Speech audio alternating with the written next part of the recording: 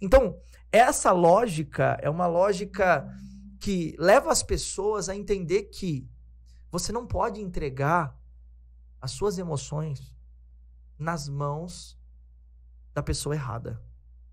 E aí que tá. Por exemplo, a gente vê hoje pessoas que sofrem com dependência emocional. Uma mulher que ela é insegura, uma mulher que tem baixa autoestima, ela conhece um cara, o cara vai lá e começa a trazer uma extorsão psicológica nela, né? Então, ele começa a agir sobre influência psicológica e prende essa mulher e sabe que ela é frágil, dependente, e ela fica presa àquela relação. E a gente vê homens agressivos batendo em mulheres, a gente vê homens que acabam roubando mulheres, e tudo isso por quê? Por causa da fragilidade. Porque ou através dos argumentos, serem abusivos. É isso. É abuso psicológico. Ele age utilizando os argumentos. Porque tem muitos homens, e não só homens, mulheres também, mas tem muitas pessoas que são extremamente habilidosas em lidar com isso. E claro, a gente tem psicopatas, né, que são pessoas que utilizam dessas manobras por interesse próprio para iludir e prejudicar outras pessoas. Isso acontece no mundo com relação às guerras, isso acontece no mundo com relação aos relacionamentos, isso acontece em todo lugar.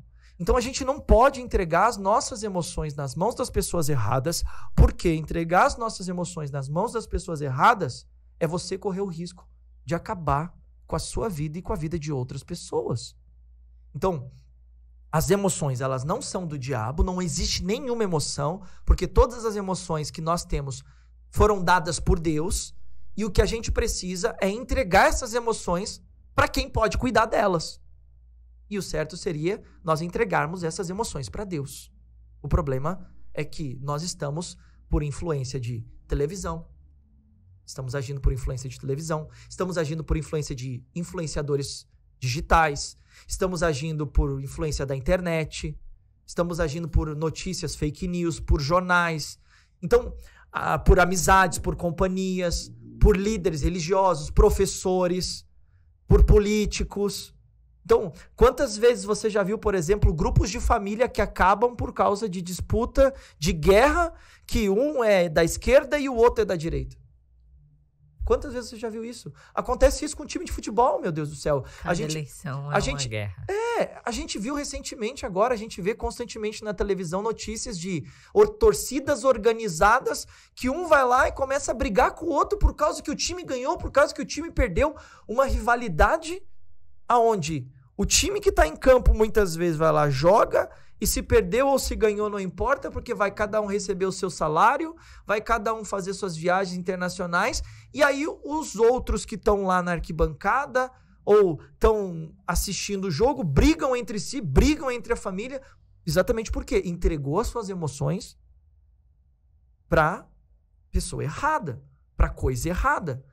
Então, a nossa decisão precisa ser entregar as nossas emoções para a pessoa certa, porque se a gente entregar as nossas emoções para a pessoa certa, a gente está evitando uma guerra. Qual é o papel do crente diante de uma guerra física ou espiritual? Independente da guerra. Ele tem que proteger, ele tem que atacar. O que ele tem que fazer? A Bíblia diz o seguinte, que as portas do inferno não prevalecerão contra a igreja. Quando que veio esse texto a surgir na Bíblia? Quando Jesus estava junto com os discípulos e Jesus pergunta, quem é que as pessoas estão dizendo que eu sou? Aí uns disseram, uns dizem que tu é Elias, outros Eliseu, um dos profetas. E aí Jesus olha para Simão e diz, Simão, quem você diz que eu sou? Simão olha para ele e diz assim, tu és Cristo, filho do Deus vivo. Nesse momento, Jesus diz, sobre esta palavra eu edificarei a minha igreja. Ele fala sobre a pedra. Ele diz, sobre essa palavra eu edificarei a minha igreja e as portas do inferno não prevalecerão contra ela. O que a porta traz para a gente de referência? Proteção. Por que você tem uma porta? Para proteção. Então, se a Bíblia se refere ao inferno como uma porta, e nós, como alguém que precisa prevalecer sobre essa porta, nós cristãos, nós a igreja, a nossa função é fazer o quê? É fugir do inferno ou atacar o inferno? Atacar. É atacar o inferno. Então, como que a gente faz isso? Isso é importante aprender. Como que a gente faz isso? Primeiro, a gente precisa aprender a dominar as nossas emoções. Porque a gente é um alvo fácil. A gente vê isso acontecendo, escândalos nas igrejas. Pastores, obreiros, pessoas que trabalham na igreja, Eu acho, inclusive, membros um da bom igreja. tema para o próximo podcast, o domínio próprio, né? Por que Deus fala tanto de domínio próprio?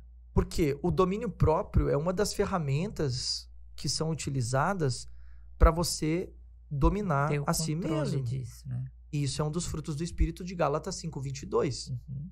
Então, quer dizer, no momento que você aprende a dominar a si O mesmo, Espírito Santo é a favor do domínio, né? Mas Sim. o domínio é daquilo que é certo. na verdade, ele quer nos dominar. Uhum. Ele quer exercer o domínio sobre as nossas emoções. Sim. Pensa o seguinte, nós somos um corpo que tem uma alma, que tem um espírito.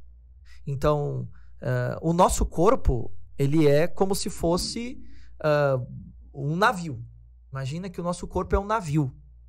E a nossa alma é o capitão do navio que vai comandar o navio.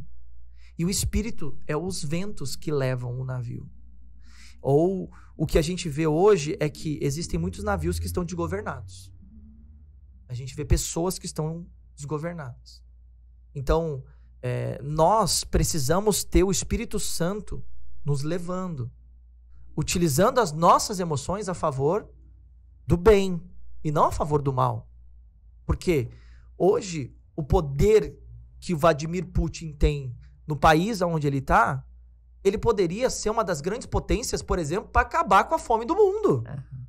Ele poderia pegar todo esse poder que ele tem e utilizar. Pô, ele estava com uma reserva de mais de 600 bilhões de dólares guardado. O que 600 bilhões de dólares poderia fazer pela humanidade? Só que para que ele está usando esse dinheiro? Ele está usando esse dinheiro para o mal. Ele está usando esse dinheiro para guerra. Ele está utilizando esse dinheiro para poder de território, para domínio de território. Poxa, tem vários soldados da Rússia que são jovens de 18 anos que acabaram de se alistar. As mães, elas estão chorando pelos filhos que estão sendo enviados para cá. Por quê? Tem filhos que não vão voltar para casa. Não sabe Por uma como vai guerra, ver, né? por uma guerra que não é uma guerra de paz. É uma guerra por poder, por território. Então é uma guerra por ganância. E pessoas estão morrendo para satisfação do ego de um homem. Então, esse é o ponto que precisa ser avaliado. Que guerra que você está lutando?